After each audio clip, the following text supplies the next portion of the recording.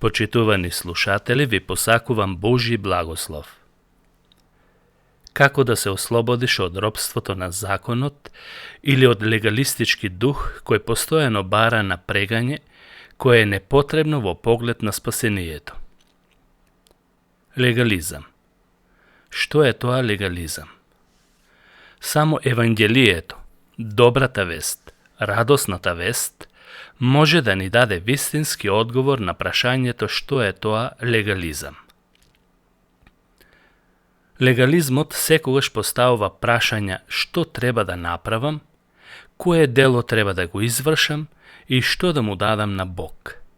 Овие прашања се поставуваат со намера да добиеме позитивен одговор од страна на Бог и неговото прифаќање на она што го правиме.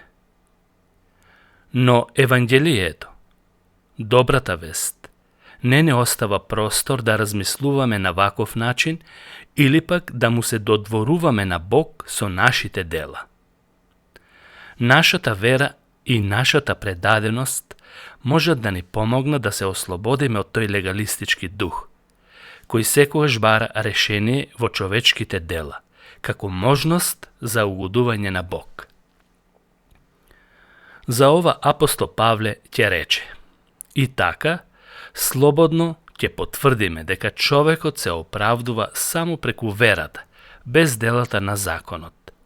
Ова е запишано во посланието до Римјаните, 3 глава, 28 стих. Легализмот е близок до нашата природа. Тој ни дава некакво оправдување за да го воздигнуваме нашето јас. Тоа значи дека имаме нешто во своите раце што според нашите пресметки сакаме Бог да ни ги одобри и да му бидеме негови милиничиња. Сакаме нешто да му дадеме на Бог и да го подкупиме, со што ќе го ублажиме неговиот гнев кога грешиме. Со тоа мислиме дека сме во подобра позиција од другите и ќе не прави да се чувствуваме поважни од останатите христијани или општо од луѓето. Мартин Лутер рекол: пред Бог сите ние сме питачи, просјаци. Зато е речено: блажени се сиромашните, зашто нивно е небесното царство. Ваква позиција не се добива со нашето јас. Јас имам нешто да му дадам на Бог. Тој ќе ме прифати.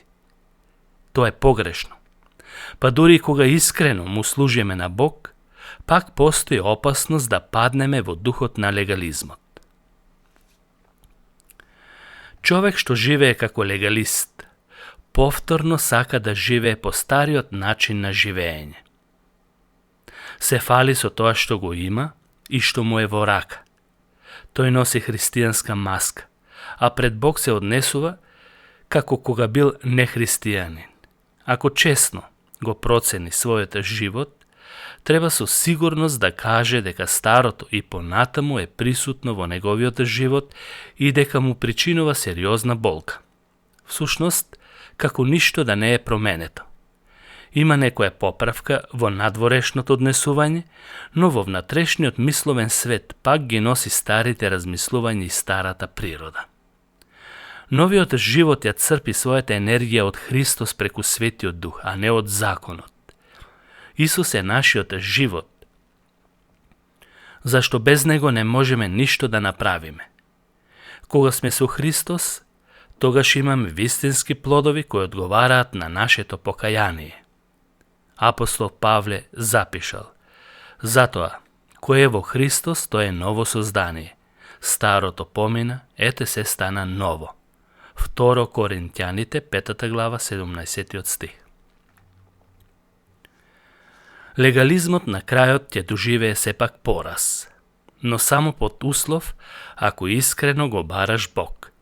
Со тек на време ќе се обесхрабриш и ќе очајуваш, зашто законот ќе ти предизвика товар, наместо ослободување. Треба секогаш да се напрегнуваш и да се издигнуваш над својата околина, а тоа ќе те замори. И со тек на време ќе забележиш дека треба да ги манипулираш луѓето со својата лажна побожност, а пред Бог ќе бидеш лицемер и ќе се осудуваш секогаш за твојата неискреност. А некои други, со оваквиот начин на живење, ќе станат горделиви, самоправедни, како фарисејскиот квасец. Таквиот легалист ќе го одржува својот живот со одржување на некои строги правила, облици и нормативи. Но пред Бог сето тоа ќе биде напразно. Нивниот сооднос со Христос ќе биде занемарен и отврлен, бидејќи ќе немаат сила да му се молат. Човек што живее евангелски ќе се однесува понизно и скромно, зашто само на таков начин ќе ја открие својата немоќ пред Бог, а не да се воздигнува легалистички. Апостол Павле вели: ќе бидеме на друг начин охрабрени преку Божјата милост која ни стои на располагање. Филипјаните 4 глава 13 стих тоа го потврдува. Легализмот ме врзува лично за мене и тој секогаш ќе не притиска да се однесуваме себично и нема да бараме заедништво и поврзување со Исус.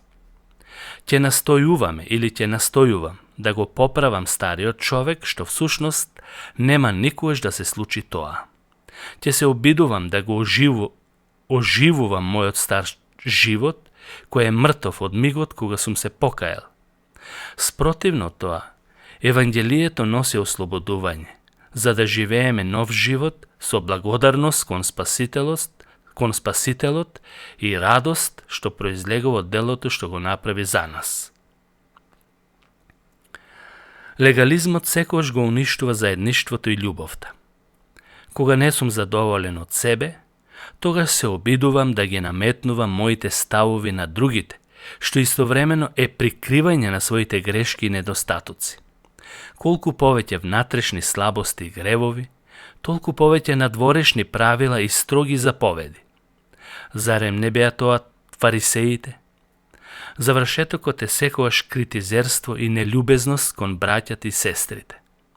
Тоа истото се случило и во црквата во Галатија. Кога Павле ги предупредил на опасноста од легализмот, им рекол: ако се глодате и јадете, внимавајте еден со друг да не се истребите. Христос не учи да бидеме што поблиски и поприфатливи едни со други.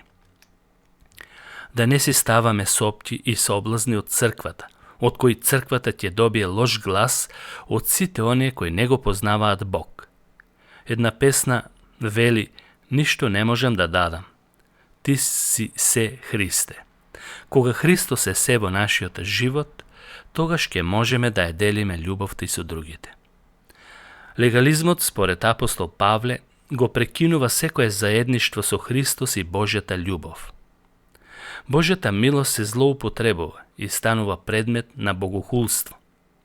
Тие се истите последици какви што ги имаат гревовите, но легализмот е поподмолен од гревот, зашто се крие под маската на побожноста и потешко се разоткрива.